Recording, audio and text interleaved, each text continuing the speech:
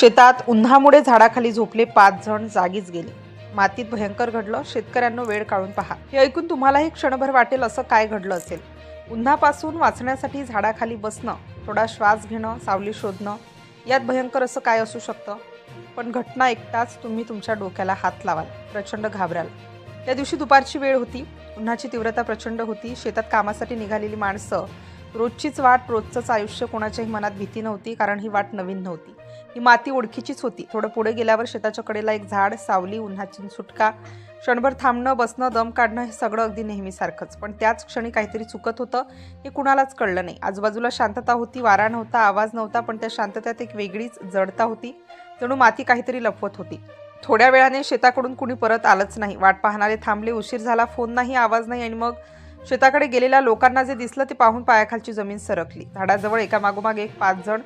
कोणी हालचाल नाही, कोणी प्रतिसाद नाही. जवळ जायची कुणाची हिंमत होत नव्हती. क्षणात बातमी पसरली. लोक जमा झाले, पण कुणी हात लावायला धजावत नव्हतं, कारण दृश्यच काहीतरी वेगळं सांगत होतं. मृतदेह शेतात होते, पण कोणतीही झटापट त्यामध्ये नव्हती. कोणताही संघर्ष नव्हता, जखमाही नव्हत्या. मग प्रश्न उभा राहिला, अचानक असं कसं झालं? उन्हामुळे दम लागला म्हणून, की अजून काहीतरी?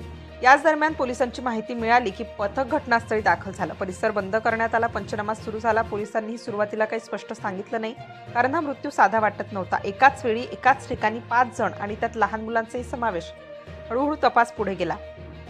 परिसर तपासला गेला. शेतातील रचना पाहिली गेली. झाडाच्या आसपासचं निरीक्षण केलं गेलं. आणि मग एक महत्त्वाची बाब लक्षात आली.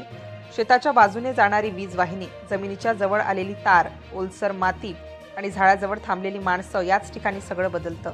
पोलिसांच्या प्राथमिक चौकशीतून समोर आलेली माहिती अंगावर काटा आणणारी होती. हे सर्वजण शेतात कामासाठी जात असताना त्या ठिकाणी विजेचा संपर्क आला असावा. जमिनीत उतरलेला विद्युत प्रवाह, आणि क्षणात सगळं संपलं. या भीषण घटनेत 40 वर्षांच्या 2 महिला, 45 वर्षांचा एक पुरुष आणि 6 व 8 वर्षांची 2 लहान मुले, असे एकूण 5 जण मृत्युमुखी पडले.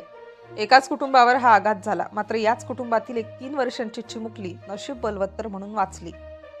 ही घटना जळगाव जिल्हा येथील आहे. तपास अद्याप सुरू आहे. मृतदेह ताब्यात घेण्यात आले आहेत. अधिकृत निष्कर्षाची प्रतीक्षा आहे. पण या घटनेने एक मोठा प्रश्न उभा केलाय की शेतात काम करताना, सावली शोधताना आपण किती सुरक्षित आहोत? वीजवाहिन्या, जमिनीतील ओलावा, झाडाखाली थांबणं, हे सगळं किती धोकादायक ठरू शकतं?